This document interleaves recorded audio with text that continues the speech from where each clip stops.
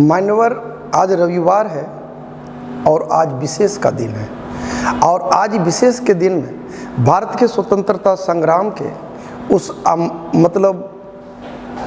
उस व्यक्ति या व्यक्तित्व की बात करेंगे जो काश आज़ादी के बाद के भारत में विपक्षी दल के नेता होते। That is Subhash Chandra Bose. वो जाने जाते हैं इतिहास के पन्नों में नेताजी के नाम से।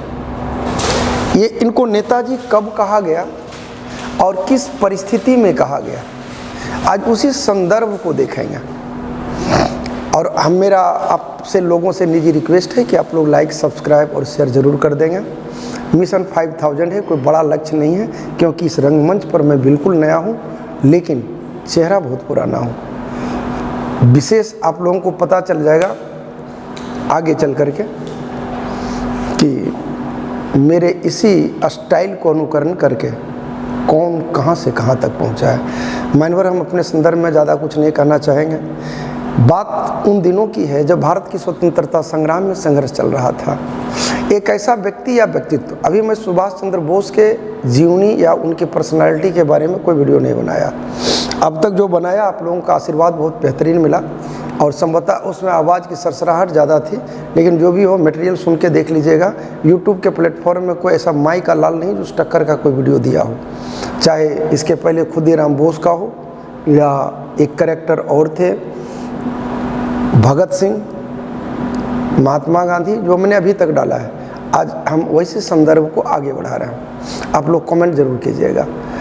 ये 1939 में एक अधिवेशन हुआ था त्रिपुरी में। त्रिपुरी आधुनिक मध्य प्रदेश में पड़ता है। और उस त्रिपुरी अधिवेशन में महात्मा गांधी नहीं चाहते थे कि कोई एग्रेसिव मूड का व्यक्ति कांग्रेस का अध्यक्ष बने। वो चाहते थे कि पट्टाभी सीतारमैया अध्यक्ष बने।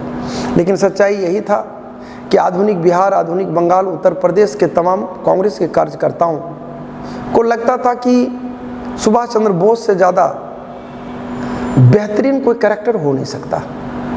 यही कारण है कि वोटिंग की नौबत आ गई। सुभाष चंद्र बोस महात्मा गांधी का कद्र करते थे, वो उनकी बात को टालना नहीं चाहते थे, लेकिन कार्यकर्ताओं का दबाव इतना ज़बरदस्त था कि कार्यकर्ताओं के दबाव में आकर के उन्होंने कांग्रेस के अध्यक्ष पद की लड़ाई लड़ना के लिए खड़े हुए या लड़ाई लड़ना स्वीकार कर लिया। वहीं दूसरी ओर महात्मा गांधी को ईगो को हट किया और उनको लगा कि हम उनके जगह पर पट्टाभी सीतारमैया को खड़ा कर दें। पट्टाभी सीतारमैया खड़ा हुए। महात्मा गांधी के व्यक्तित्व के संदर्भ में कोई उंगली नहीं उठा सकता। तो महात्मा गांधी को लग रहा था कि संभवतः हमने जिसको खड़ा किया उसकी जीत सुनिश्चित है, और दक्षिण भारत उनके साथ था। लेकिन उत्तर भारत के ज़्यादातर कार्यकर्ता से लेकर के तमाम लोग सुभाष चंद्र बोस के साथ थे, क्योंकि सुभाष चंद्र बोस का कहना था कि यही समय है, सही समय है। ब्रिटिश हुकूमत द्वितीय विश्व युद्ध में उलझी है, अब नहीं लड़ोगे यार तो कब लड़ोगे, ले लो ना आज़ादी, इससे बेहतरीन मौका कहाँ मिलेगा।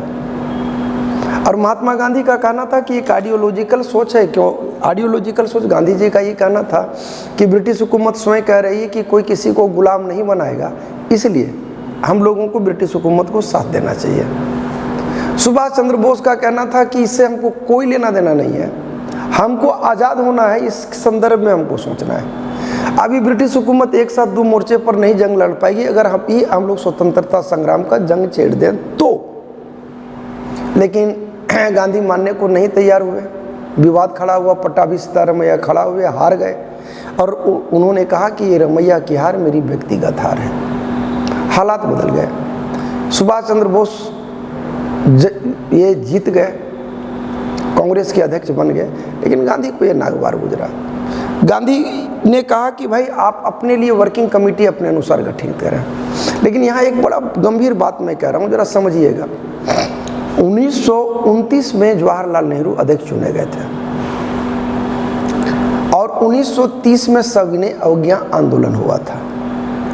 अध्यक्ष पंडित जवाहरलाल नेहरू थे और सविनय अवज्ञा आंदोलन का नेतृत्व महात्मा गांधी किए थे। सुभाष चंद्र बोस का यही कहना था कि अध्यक्ष मैं हूँ, कार्य योजना मैं बना देता हूँ, आप नेतृत्व करो।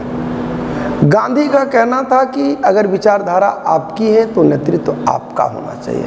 कांग्रेस की वर्किंग कमेटी भंग हुई यारा, और गांधी की नाराज़गी बहुत भारी पड़ा। हालांकि व्यक्तिगत रूप से मैं ये कहूँ तो मैं सुभाष चंद्र बोस के साथ हूँ, लेकिन जो परिस्थितियाँ थी तो सो थी। आउटपुट इनपुट ये हुआ कि अंततः सुभाष चंद्र बोस को कांग्रेस के अध्यक्ष पद से इस्तीफा देना पड़ा। डॉक्टर राजेंद्र प्रसाद आए और सुभाष चंद्र बोस जो हैं अब तो कांग्रेस की विचारधारा, अध्यक्ष के पद, इन तमाम चीज़ों से मुक्त हो चुके थे। मतलब हम पंछी उन्मुक्त गगन के पिंजरबद्ध न गा पाएंगे, स्वतंत्र बने प्रतंत्रता की कोई गीत नहीं गा पाएंगे। और उन्होंने फॉरवर्ड ब्लॉक की स्थापना की। फॉरवर्ड ब्लॉक को वो चाहते थे कि कांग्रेस मान्यता दे दे कि कांग्रेस के अंदर की का ये संगठन है, ये पार्टी है।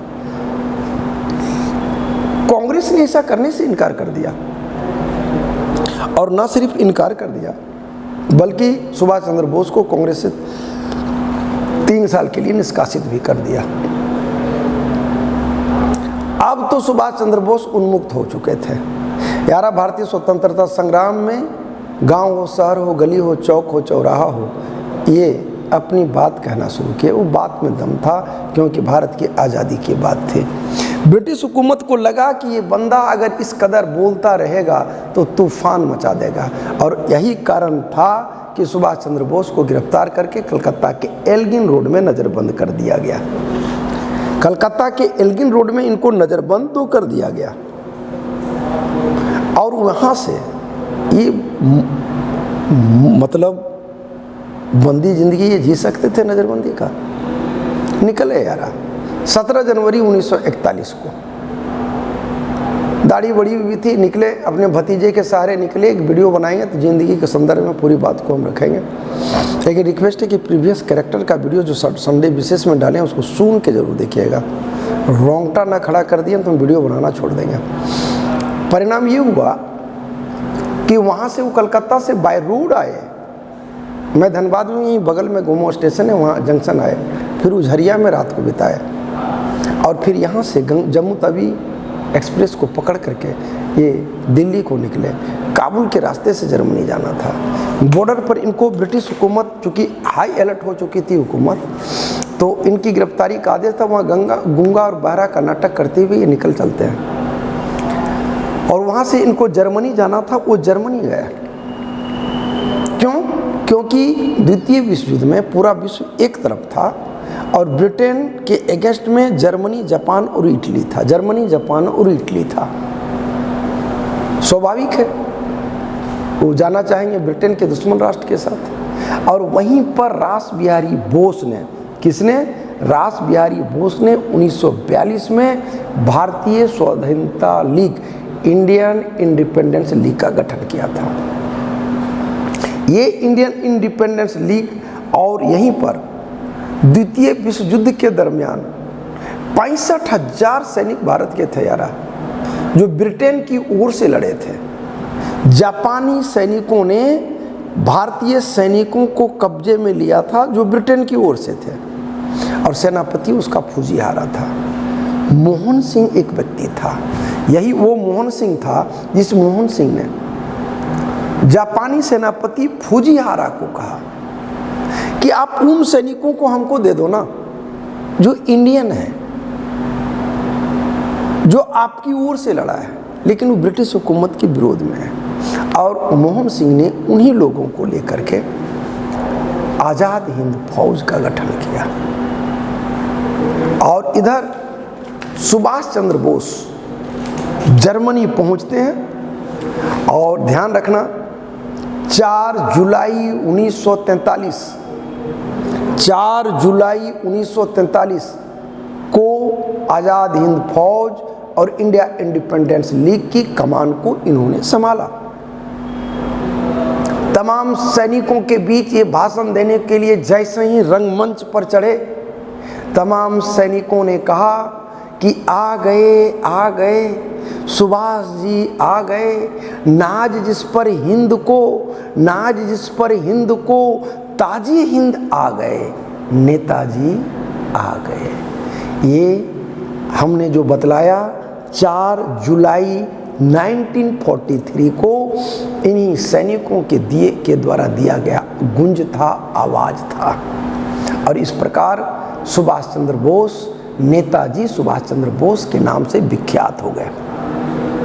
इन्होंने सिंगापुर में अस्थायी सरकार का गठन किया। कैथल हॉल से ये अस्थायी सरकार को चलाते। मलाया रेडियो से इन्होंने राष्ट्र के नाम ये संबोधन करते।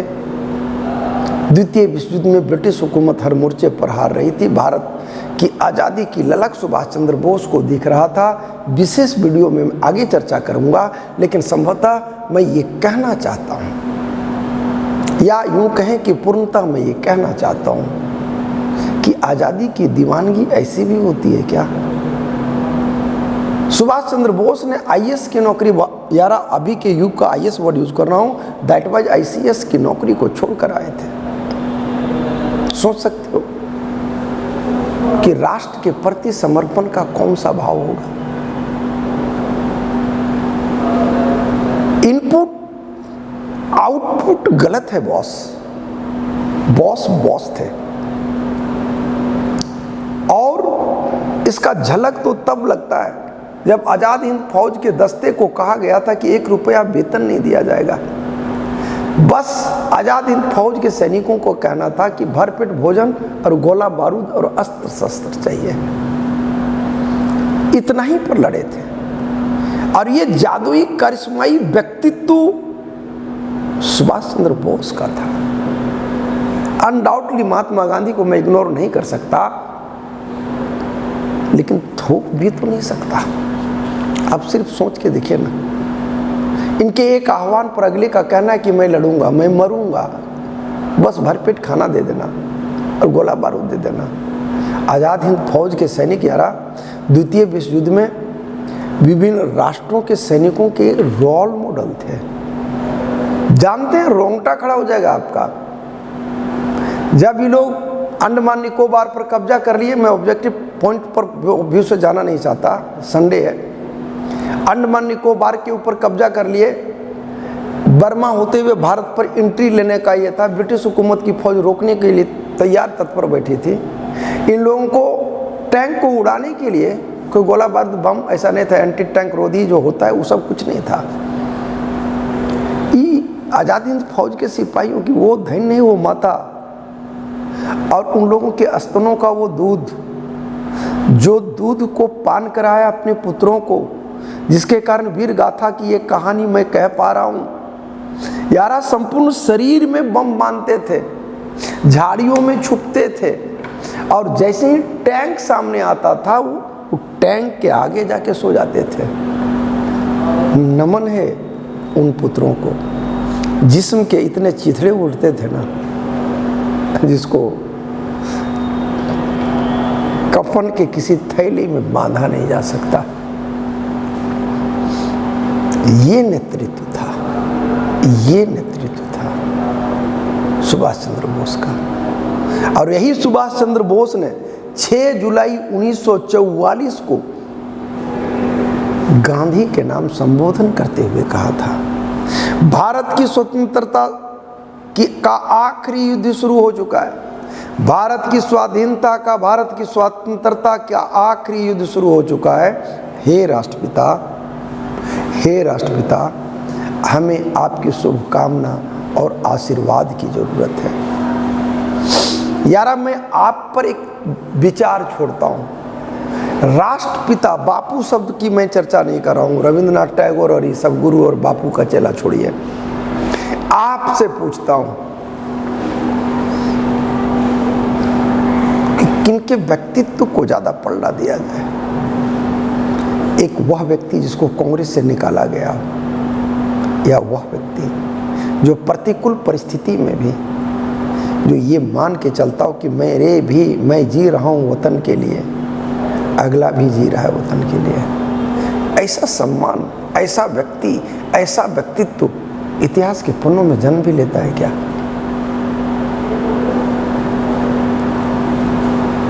तुलना की दृष्टि से देखा जाए तो आप तवज्जो किसको दोगे?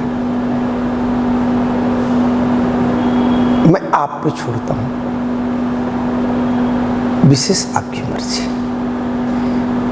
कमेंट जरूर करेंगे। जय हिंद, जय भारत।